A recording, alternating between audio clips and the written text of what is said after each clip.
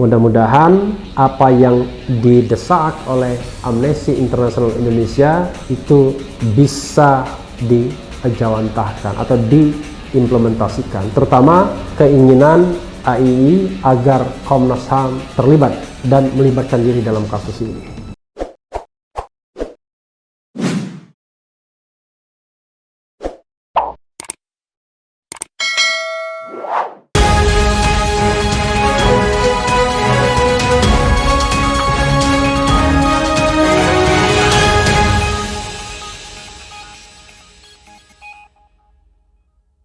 Assalamualaikum warahmatullahi wabarakatuh. Jumpa lagi di channel yang keren ini, Keren Cadas. Masih breaking news soal tewasnya 6 laskar Front Pembela Islam di jalan tol Jakarta Cikampek kilometer 50. Kali ini saya ingin membacakan pernyataan dari Amnesty International, ya, sebagaimana dilansir oleh CNN Indonesia. Amnesty .2, polisi tembak 6 laskar bisa jadi unlawful killing. Jakarta, CNN Indonesia. Amnesty International Indonesia (AII) menyebut tindakan kepolisian yang memutuskan untuk melakukan penembakan terhadap 6 pendukung pentolan Front Pembela Islam FPI Rizik Syihab di kawasan Cikampek Senin 7/12 dini hari tadi berpotensi menjadi unlawful killing alias pembunuhan yang terjadi di luar hukum. Polisi seharusnya hanya dibolehkan untuk menggunakan kekuatan atau kekerasan, terutama dengan senjata api sebagai upaya terakhir, ya, the last resort ini, ya. Itu pun harus merupakan situasi luar biasa untuk melindungi keselamatan dirinya dan atau orang lain. Jika tidak, maka tindakan itu bisa tergolong unlawful killing, kata Direktur Eksekutif AII, ya, Amnesty International Indonesia, Usman Hamid, melalui keterangan tertulis yang diterima cnnindonesia.com Senin 7 Desember. Usman memaparkan penggunaan kekuatan oleh aparat penegak hukum di Indonesia telah diatur lebih lanjut oleh Peraturan Kapolri tentang penerapan prinsip dan standar hak asasi manusia dalam pelaksanaan tugas kepolisian Negara Republik Indonesia Nomor 8 Tahun 2009. Kemudian, Peraturan Polisi tentang penggunaan kekuatan dalam tindakan kepolisian Nomor 1 Tahun 2009 juga berisi bunyi yang menyatakan bahwa penggunaan senjata api hanya diperbolehkan jika sangat diperlukan untuk menyelamatkan nyawa manusia, dan penggunaan kekuatan secara umum harus diatur dengan prinsip-prinsip legalitas, kebutuhan, proporsionalitas, kewajaran, dan mengutamakan tindakan pencegahan. Penggunaan kekuatan, kekerasan, dan senjata api yang melanggar hukum oleh polisi tidak boleh dibenarkan. Terlebih lagi, bila digunakan dalam kasus yang terkait dengan pelanggaran protokol kesehatan yang seharusnya tidak berakhir dengan kekerasan, lanjut Usman. Jadi sobat RH sekalian, kasus yang sedang disidik atau diselidiki, ya, oleh polisi itu adalah kasus yang terkait pelanggaran protokol kesehatan, bukan kasus pidana yang berat seperti terorisme. Jadi patut disayangkan sampai jatuh korban. Apalagi konteksnya adalah Rizik Syihab atau Habib Rizik dipanggil sebagai saksi. Luar biasa kan? Kalau kita lihat bahwa kasus yang sedang diselidiki itu adalah bukan kasus yang luar biasa, tapi kasus yang sebenarnya terjadi di mana-mana, terutama di kerumunan pilkada misalnya.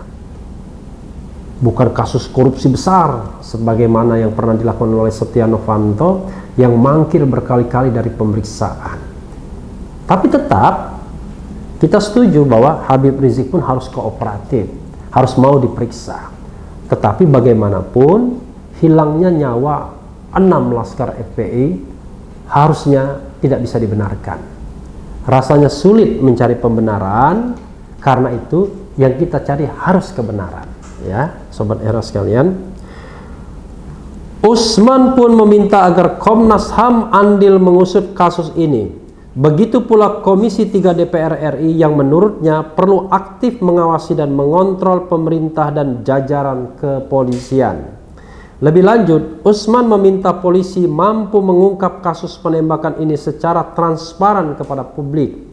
Usman mendesak harus ada penjelasan tentang apakah petugas yang terlibat dalam insiden penembakan itu telah secara jelas mengidentifikasi diri mereka sebagai aparat penegak hukum sebelum melepaskan tembakan, dan apakah penggunaan senjata api itu dibenarkan. Nah, ini yang penting. Jadi Sobat Era sekalian, ketika ingin menyetop seseorang, katakanlah misalnya bahwa laskar tersebut hendak menyerang, maka petugas yang bersangkutan harus menjelaskan kalau mereka adalah aparat keamanan. Pertanyaannya adalah, sekali lagi, ya harus ada tim investigasi independen yang mampu dan mau melakukan itu. Kalau diserahkan kepada pihak kepolisian, maka munculnya adalah nanti soal trust, soal kepercayaan. Jangan sampai kemudian kepercayaan menjadi turun karena kasus-kasus yang seperti ini, Sobat Era sekalian. Polisi harus transparan mengungkap kejadian tersebut, terutama menyingkap penyebab terjadinya penembakan terhadap mereka. Jika polisi yang terlibat dalam insiden itu melanggar protokol tentang penggunaan kekuatan dan senjata api, mereka harus diungkap secara terbuka dan diadili sesuai dengan hukum dan hak asasi manusia pungkasnya. Selain AII, Indonesia Police Watch IPW pun mendesak pemerintah membentuk tim pencari fakta independen untuk mengungkap perkara yang terjadi dalam penembakan 6 simpatisan Rizik itu. Jadi Police Watch juga meminta pembentukan tim independen itu ya, selain mengungkapkan 7 kejanggalan dalam breaking news sebelumnya. Dalam kasus ini, menurut versi Polda Metro Jaya, polisi diserang oleh simpatisan Rizik saat mengintai rombongan dalam penyelidikan terkait pengerahan massa untuk mengawal pemeriksaan Rizik hari ini. Sementara FPI mengklaim bahwa mereka diserang oleh orang tak dikenal OTK saat sedang mengawal kegiatan Rizik. Kalau petugas tidak memberikan identifikasi dirinya, tidak menjelaskan identitasnya, maka dia menjadi orang tak dikenal memang. Insiden itu terjadi di sekitar ruas jalan tol Jakarta Cikampek pada dini hari. 6 orang simpatisan FPI meninggal dunia ditembak polisi karena diduga menyerang petugas yang mengintai. Ya, Sobat Era sekalian, itu pendapat dari Amnesty International Indonesia, Usman Hamid, yang juga teman saya, orangnya kritis, memang sudah lama terkait dan terlibat dalam masalah-masalah human right, hak asasi manusia. Dulu sebelumnya koordinator Kontras ya, Komisi untuk Orang Hilang dan Tindak Kekerasan, dan juga aktivis 98. Mudah-mudahan apa yang didesak oleh Amnesty International Indonesia itu bisa dijawantahkan atau diimplementasikan, terutama keinginan AII agar Komnas HAM terlibat dan melibatkan diri dalam kasus ini. Itu saja Sobat Era sekalian, yang penting tetap di channel ini, karena di channel ini Anda akan dirayu, ditipu, dibaperin, dicecar, diuber pula di jalur khusus. Karena channel ini adalah channel yang mengancam, meras dan membenci.